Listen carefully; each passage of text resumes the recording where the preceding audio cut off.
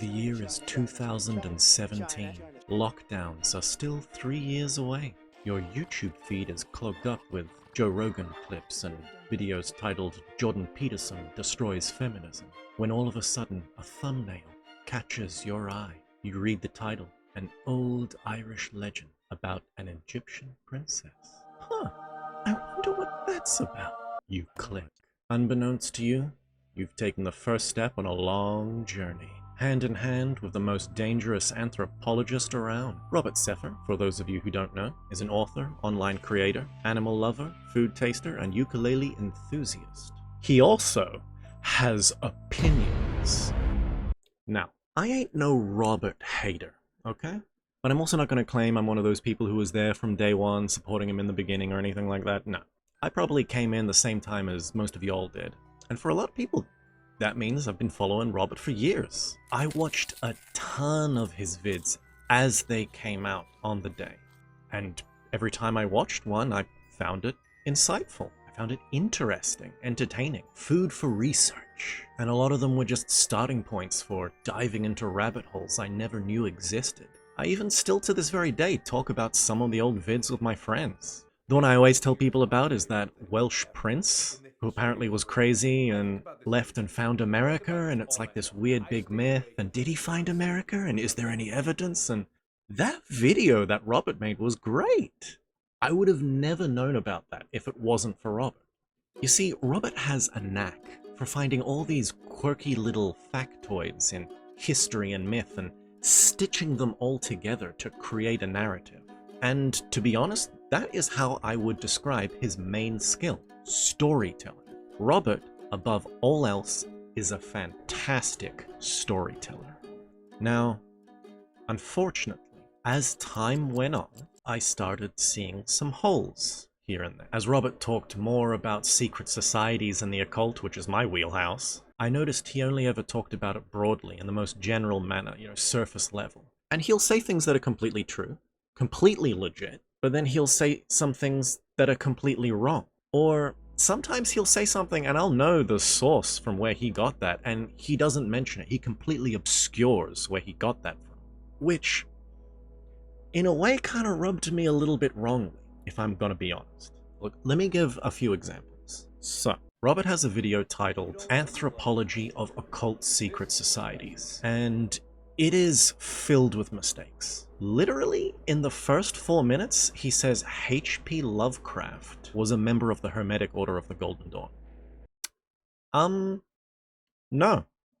Never happened. It's a made-up tale. It's a total fabrication. The Golden Dawn was exclusively a British phenomenon. It kind of stayed landlocked. Maybe it went a little bit to France, and after it collapsed, yeah, obviously the collapsed branches extended out into the world, into New Zealand more particularly, which is weird, but they're not the Golden Dawn after that, or at least that's how he made it sound, that H.P. Lovecraft was like there at the beginning. But even if he did join one of the alternate orders or lodges, which one and when? H.P. Lovecraft literally spent his entire life in Rhode Island. I mean, there was at one point where he moved to Brooklyn for a little bit, but he was a native of Rhode Island and stayed there pretty much his entire life. He never hopped on a boat across the pond and went to Britain to be initiated into a lodge of occultists. That's just not a thing you hear any Lovecraft biographer mention. To claim it as something is just nonsensical. It seems like he's just adding Lovecraft as a member to make it be like, ooh, Golden Dawn's spooky and esoteric.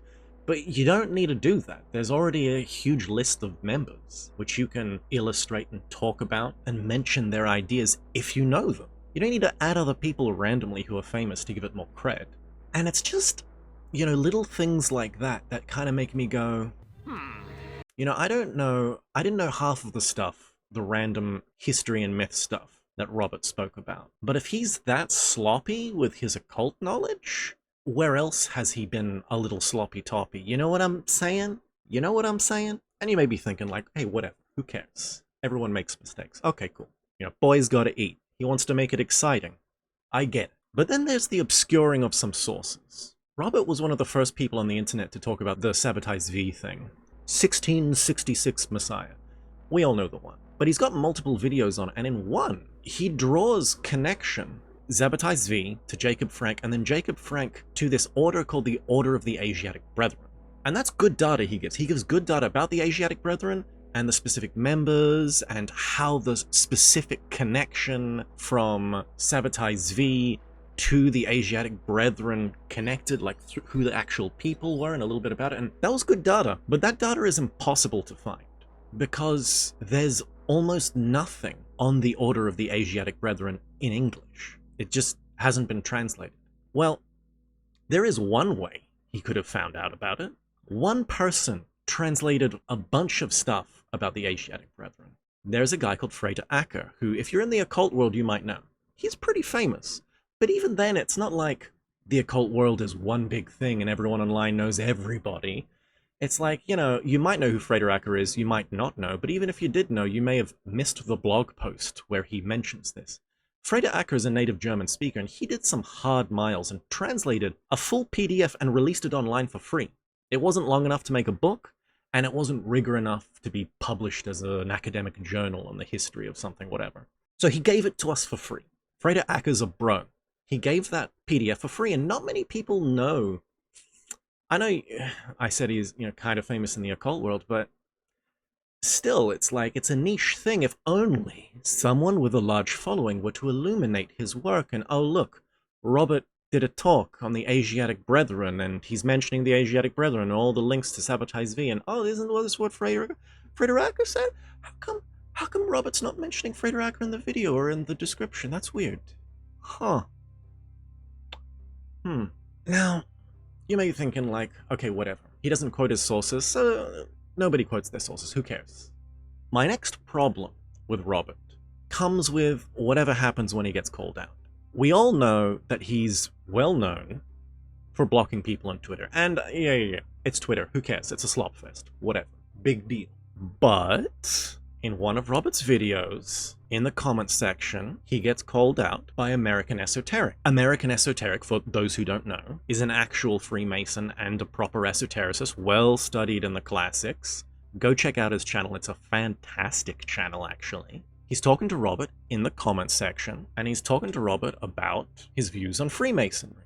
Because, you know, Robert makes certain claims about knowing certain things. And from the evidence there, it seems like American Esoteric was being civil, and then, boom, out of nowhere, oh look, Robert turned the entire discussion into an esoteric dick measuring contest. And it's like, wow, so cool, Robert. You're a member of ancient secret societies? Wow. Yeah, no you're not. Because I know exactly what society Robert is initiated into. For those of you who know, you also know. But for those of you who don't, and you're kind of ignoring the red flags, Robert Sepehr is a neo-Gnostic follower of Samael Aun Weor. Now here's the thing as well. I don't got beef with Samael per se either. I've read some of his books, and I've even recommended some of his books in the past. But the Samaelians as a group are a different story. And it's kind of been concerning me recently. It seems every time someone online just mentions the word Gnosticism, there's always someone slyly just sliding in on the comments being like, you should read this, and it's like a link to a Samael book. And this is innocent enough, but I've noticed a lot of people online making esoteric claims, giving esoteric teachings, and it's all just Samael's Gnosis kind of repackaged to make it more palatable, and it's just, there's something about it that seems a little dishonest to me. Like all the Samaelians, they're all a little bit weird, a little bit, dare I say, fanatical. It's like they know you won't accept it if they go whole hog, so they gotta make the teachings more attractive than what they really are. Many don't mention the sexual teachings of Samael at first, or even that you have to accept him as the Kalki avatar or something, whatever. But it's like, you know, they're just trying to, it's like they're trying to psyop people to becoming Samaelians without realizing it.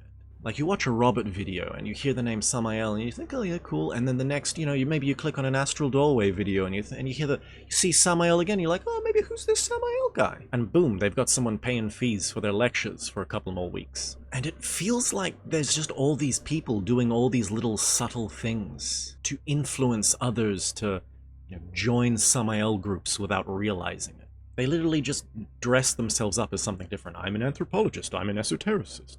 I'm just a Gnostic, bro. I'm just interested in past lives in astral projection. But they're actually not. They're all just Samaelian Gnostics playing a weird game. I'm not saying they're all in accord with each other, they're all like in one big group chat going, I'm gonna do this and then you do that. It's more, if you don't know who Samael is, you don't know, and so you don't notice it. But if you do know who Samael is, then you're probably a Samaelian, and if you see someone else doing something like that, you're not gonna call him out, you're just gonna nod your head and be like, congratulations bro, in the comments or something. If you're a Samaelian and you see someone online, preaching the good word, you're not gonna step on their toes. And I'm mentioning this because I feel like I'm the only person who notices. Has anyone else noticed this in, like, the online occult scene today? Because I see people doing it all over, and I see Robert doing it a lot. He'll say a pithy one-liner that's spiritual and esoteric and deep, and I'll be like, isn't that a Samael quote? But he won't mention that he just directly quotes Samael. Or maybe he will mention Samael at another point in the video, but he'll wedge Samael in between like Crumheller and Mantak Chia, just so that you don't notice that he's just getting, all his stuff from one source. For me, the real kicker was that message exchange between him and American Esoteric. This response from Rob is dripping, drenched, soaked in the same pseudo-Gnostic pride and arrogance that all these Samaelians cultivate.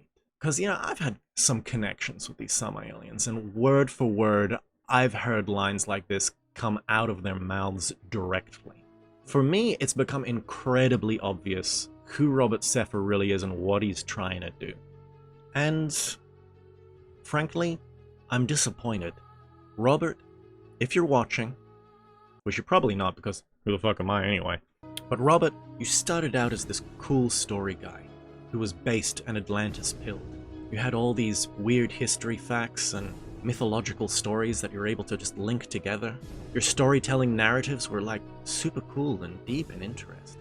And back when I was still watching, whenever a video would end, I couldn't wait for the next one. But as time went on, as I learnt more and found other authors, I feel like we just grew apart. Robert, I'm breaking up with you.